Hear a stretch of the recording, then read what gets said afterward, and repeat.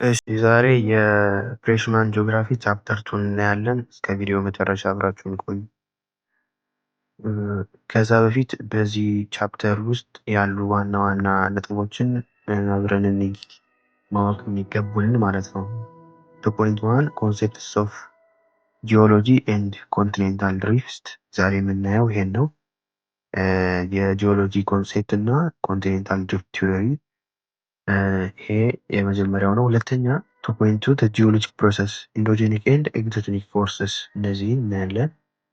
2.3 ጂኦሎጂካል ታይም ስኬል ኤንድ ኤጅ ዴቲንግ ቴክኒክስ፣ ኤጅ ዴቲንግ ቴክኒኮች የእድሜ የምንልባቸው የሮክ ኤጅ እና ምድር ራሱ 4.5 ቢሊዮን ዓመቷ እንደሆነ በምናወቅ ሚሊዮን ሜትር በዚህኛው እናያለን።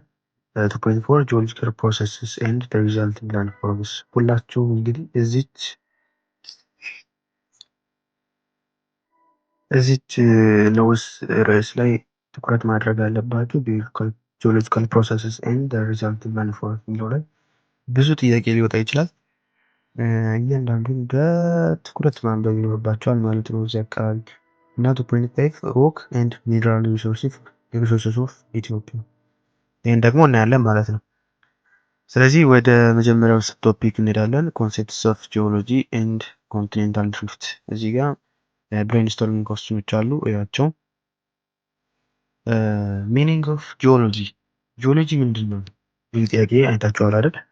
ብሬንስቶርሚንግ ኮስቲኑ ላይ ጂኦሎጂ ኢዝ አን እርዝ ሳይንስ ዳት ዲልስ አባውት። ጂኦሎጂ ምንድን ነው? የእርዝ ሳይንስ ነው፣ አንድ ሳይንስ ነው፣ ስለ ምድር የሚያጠና ሳይንስ። ምንድን ነው ትኩረቱ? ምንድን ነው? ኢቮሉሽን ኦፍ ዘ እርዝ፣ የምድርን ኢቮሉሽን ማቴሪያል ኤንድ ስትራክቸርስ ኦፍ ዊች ኢት ኢዝ ሜድ ኦፍ፣ እና ደግሞ ምድር የተሰራችበት ማቴሪያል ከምን ተሰራች የሚለው። and also the internal or endogenic and external or exogenic geological processes. ኢንተርናል እና ኤክስተርናል ኤግዞጀኒክ ፕሮሰሶችን እንዲሁ በትኩረት የሚያጠና ሳይንስ ነው ማለት ነው ጂኦሎጂ። ስለዚህ ሶስት ናቸው። እነዚህ ሶስቱን ጽንሰ ሀሳቦች እንድትይዙ እፈልጋለሁ። ጂኦሎጂ ምንድን ነው ስትባሉ፣ አንደኛ ስለ እርዝ ኢቮሉሽን የሚያጠና ነው። ምድር ከተፈጠረች አንስቶ እስካሁን ድረስ በምን አይነት መልኩ በምን አይነት ስቴጅ እያለፈች መጣች። መጀመሪያ እንደሚሉት በእሳተ ገሞራ እንትን ያለች ነበረች። እሳተ ገሞራ ነበር ምድርን በሙሉ የሸፈነው። ከዚያ በኋላ ቀስ እያለ ህይወት እንደገና ማንሰራራት ጀመረ ምድር ላይ። ይሄን ነው እንድትሉልኝ የሚፈልገው። እነዚህ ሶስቱን ዴፊኒሽኖች እንድትሉልኝ ይፈልጋለሁ ማለት ነው። ቀጥሎ ማች ኦፍ ጂኦሎጂ ዲልስ with events that occurred in the remote past long before human existed to observe them። ሁለተኛ ጥያቄ ማለት ነው ብሬንስቶርሚንግ ኮስቲን ላይ ብዙ የጂኦሎጂ የሚያጠናው ሰዎች በዚያ ሰዓት ኖረው ለማየት የማይችሉባቸው ጊዜዎችን ነው። የምድር ለምሳሌ ፕሪካምብሪያን ኢራ ስንል ከ4.5 ቢሊዮን ዓመት በፊት ያለውን ነው እንትን ነው። በዚያ ሰዓት ደግሞ የሰው ልጅ አልነበረም። እንኳን የሰው ልጅ ሌሎች ፍጥረታትም አልነበሩም። ስለዚህ ጂኦሎጂ ሪሞት ፓስት በጣም ከረጅም ጊዜ በፊት የተደረገውን ነገር ነው የሚያጠናው ማለት ነው። ስለዚህ ምን ያስፈልጋል? እነዚህ ለጥያቄው መልስ፣ ለሁለተኛው ጥያቄ መልስ የሚሆናችሁ ሪሞት ፓስት ላይ ያሉ ነገሮች የምናጠናው እንዴት ነው? በዳይሬክት ሜትድ እና ኢንዳይሬክት ሜትድ የሚባሉ አሉ። ዳይሬክት ሜትድ ኦብዘርቬሽን ኦፍ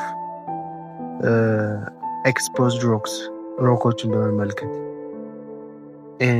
አይተን እንደዚህ ነበር በፊት እንደዚህ ነበር ብለን እንትን ማለት እንችላለን። ቀጥሎ ደግሞ ሜዠርመንት ኤንድ አናላይሲስ ኦፍ ሮክ ሳምፕልስ፣ ሮክ ሳምፕሎችን ወስደን እነሱን በማጥናት በመለካት አናላይሲስ በመስራት ልናጠና እንችላለን ማለት ነው። ሁለተኛው ደግሞ ኢንዳይሬክት ሜትድ ይባላል።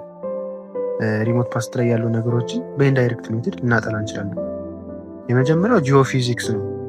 ጂኦፊዚክስ ሴስሚክ ዌቭስ ኦር እርዝኩዊክ ዌቭስ፣ በሴስሚክ ዌቮች ወይም በምድር መንቀጥቀጥ ላይ ያሉ ዌቮችን በመጠቀም የምድርን ውስጥ ኢነር ኮሩን ማጥናት ይቻላል ማለት ነው በሴዝሚክ ዌቮች። ኤንድ ማግኔቲክ ሰርቬይዝ፣ ሁለተኛ ደግሞ ጂኦኬሚስትሪ አናላይዚንግ ኮምፖዚሽን ኦፍ ሮክስ የሮኮችን ኮምፖዚሽን አናላይዝ በማድረግ ከምን ተሰሩ የሚለውን በማወቅ እንትን እንላለን ማለት ነው። ሁለተኛው ጂኦኬሚካል አናላይሲስ ነው። ሌላው ሶስተኛ ደግሞ ሁለተኛ ተብሏል። ይህን ሶስተኛ ያደርጋቸው ስር ጂኦክሮኖሎጂ ኦር ኤጅ ዴቲንግ፣ ይሄ ዋናው ነው። ኤጅ ዴቲንግ የሚባለው ማለት አብሶሉት ኤንድ ሪላቲቭ ኤጅ ዴቲንግ የሚባሉ አሉ። እነሱ በኋላ እናያቸዋለን።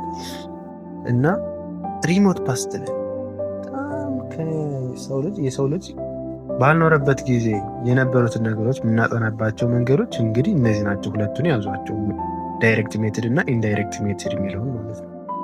ኢንዳይሬክት ሜትድ ደግሞ እዚህ ጋር ትኩረት ልታደርጉ የሚያስፈልገው አብሶሉት ዴቲንግ እና ሪላቲቭ ዴቲንግ ላይ ነው ዋናው ትኩረቱ። ስለዚህ አንድ ሁለት ጥያቄ የተሰጠን ወደ ቀጣዩ እናልፋለን። ምን ይላል? which of the following best describes about geology? ስለ ጂኦሎጂ በደንብ የሚገልጸው የትኛው ነው ይላል። it is an earth science that studies the contemporary rock found at the earth's surface through direct observation። እንዳለ ተመልከቱ፣ through direct observation ያለ it is an earth science that studies about weather patterns in the atmosphere። እንግዲህ ጂኦሎጂ ስለ ዌዘር ፓተርን እና ስለ አትሞስፌር አያጠናም። ስለዚህ ቢ አይሆንም፣ ኤም አይሆንም፣ ምክንያቱም ዳይሬክት ኦብዘርቬሽን ያለ። ሲ ደግሞ it is an earth science that concerned merely with age dating rocks using radioactive elements። ከሲና ከዲ አንዱን ትምህርቱልን ያላችሁ ማለት ነው። it is an earth science that deals about the earth's evolution, material structure and the process acting upon it using both direct and indirect methods። የትኛውን ነው ብላችሁ ታስባላችሁ? ከነዚህ አንዱን ብላችኋል መቼ። ስለዚህ ሲ አይሆንም፣ ምክንያቱም ዩዚንግ ኦንሊ ሚርሊ ማለት ኦንሊ ማለት ነው በራዲዮ ኤጅ ዴቲንግ ብቻ በመጠቀም ከዚያም ደግሞ በአብሶሉት ኤጅ ዴቲንግ ራዲዮ አክቲቭ ኤሌመንቶች ተጠቅመን እድሜ የምንለካበት መንገድ አብሶሉት ኤጅ ዴቲንግ ነው። ስለዚህ አንዱን ብቻ ነው እየወሰደ ያለው፣ ግን ሁለት የኤጅ ዴቲንግ ሜትድ ነው ያለ፣ ሪላቲቭም አለ። ስለዚህ ሲ አይሆንም፣ መልሱ ዲ ነው። 2.12 ምን ይላል? ኮንቲኔንታል ድሪፍት ቲዮሪ። ይህን ደግሞ እናያለን። The theory was proposed by Alfred Wegener በጀርመናዊ ጂኦሎጂስት እና ክላይሜቶሎጂስት በአልፍሬድ ዌግነር ነው ይህ ቲዮሪ ማለት የተሰራው proposed የተደረገው።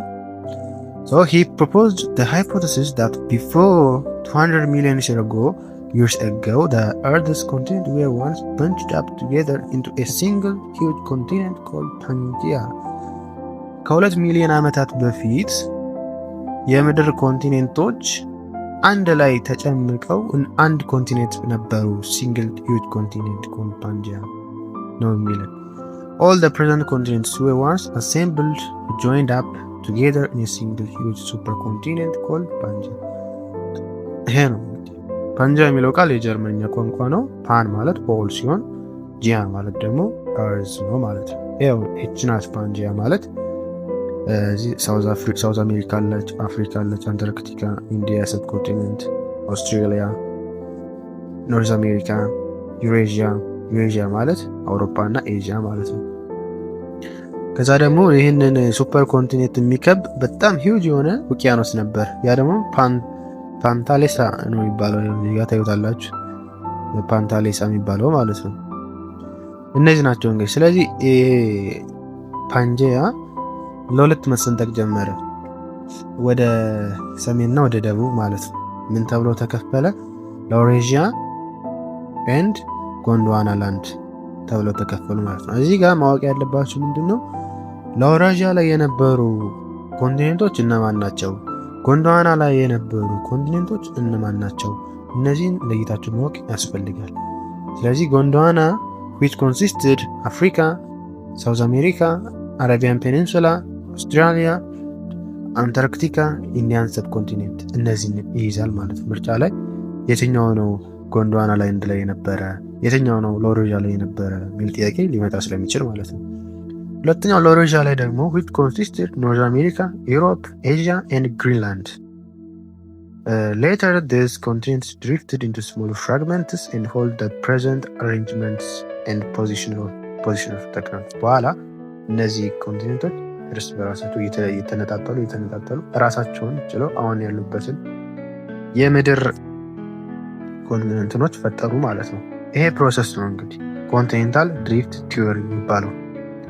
ተመልከቱ እዚህ ኖርዝ አሜሪካ፣ ዩሬዥያ ማለት ቅድም እንደነገርኳችሁ አውሮፓ እና ኤዥያ በአንድ ላይ ማለት ነው።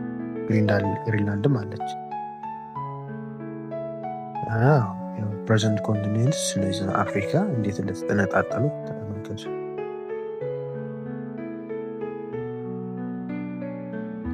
ስለዚህ ለአልፍሬድ ሃይፖቴሲስ ወይም ቲዮሪ እንደ ማረጋገጫ ወይም ማሳመኛ ላይ ያመጣቸው እንትኖች ኦብዘርቬሽኖች ምንድናቸው? አንደኛው ፊት ኦፍ ደ ኮንቲኔንትስ ኮንቲኔንቶቹ መጋጠማቸው። ለምሳሌ እዚህ ጋር እንዳለው አፍሪካ አሁን ይሄ የሳውዝ አሜሪካ ሄዶ ከአፍሪካ ጋር እንደዚህ ፊት መሆናቸው አንደኛው እንትኑ ነው። አንደኛው አሳምፕሽን ወይም ያመነበት ያሳመነው መንገድ። ሁለተኛው ደግሞ match of mountains, belts, rock types.